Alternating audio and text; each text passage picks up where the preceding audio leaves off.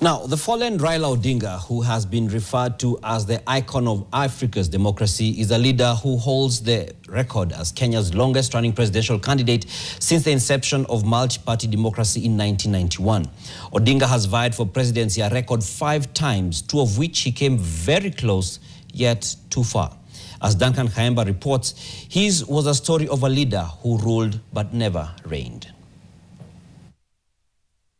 Fellow Kenyans, finally, the D-Day is here with us. Raila Amolo Odinga, son of Kenya's first vice president, the late Jaramogi Oginga Odinga, was a man of many faces, many things, and many positions in many seasons. But perhaps what stands out is his record at the stab on presidency that made him the epitome of resilience, determination, and persistence.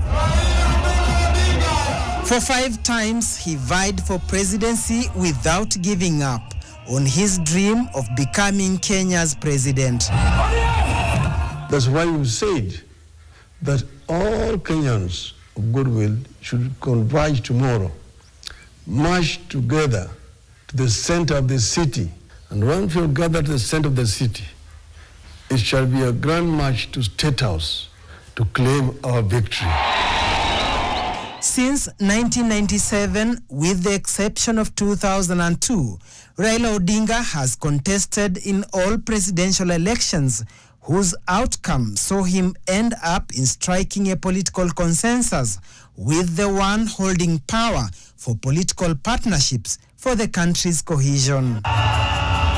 Instances that saw him described as a statesman and selfless leader who put the country's interests first, while some quarters castigated him as a self-seeker.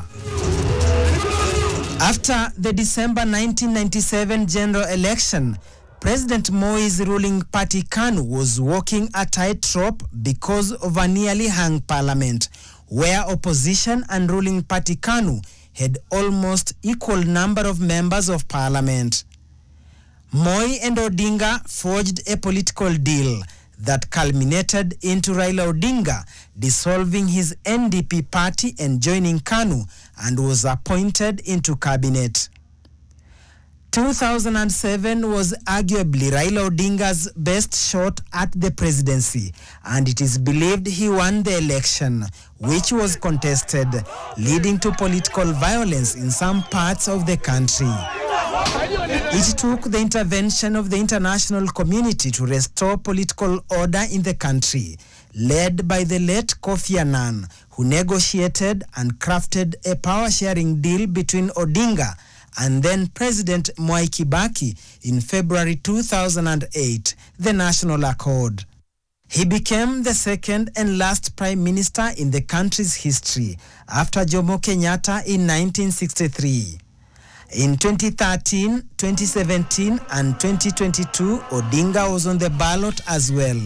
And just like in 2007, the ODM leader lost to President William Ruto by a slight and tight margin of only 200,000 votes. In 2017, he filed a petition against Jubilee's President Uhuru Kenyatta, and the David Maraga-led Supreme Court nullified the presidential election results and ordered a repeat election. A declaration is hereby issued that the presidential election held on 8th August 2017 was not conducted in accordance with the Constitution and the applicable law, rendering the declared results invalid, null, and void. However, Odinga and his NASA team boycotted the repeat election, accusing IEBC of remaining silent as Jubilee Party amended election laws. Tunaonya IEBC, hatutakubali. Hata mahakama hatutakubali. What followed was a sustained 4-month civil disobedience. In November that year, a defiant and fearless Raila Odinga braved a 6-hour confrontation with the police as he jetted back into the country and was being denied access to the CBD, where he intended to address his supporters.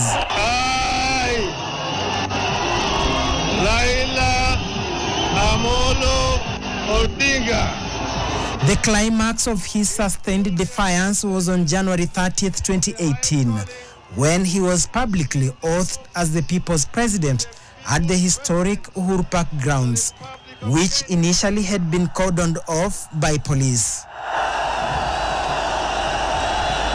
But 2 months later, on Friday, March 9th, 2018, the two protagonists and sons of Kenya's founding president and vice president, Uhuru Kenyatta and Raila Odinga, surprisingly announced a handshake deal that saw them almost appear to be jointly running the government. After missing out in 2022, President William Ruto and Raila Odinga also penned a political deal in 2024 named the Broad-Based Government that saw the president appoint 5 ODM members into cabinet and later a raft of principal secretaries. During the latest cabinet retreat, Odinga was invited to address the executive in what was one of its kind. Raila also threw his hat in the ring for the AU Commission chairmanship. After weeks of shuttle diplomacy across Africa campaigning for his election, he lost to Mahmoud Ali Yusuf in February this year. As it is now, we did not succeed. They say that we must strengthen democracy in the African continent.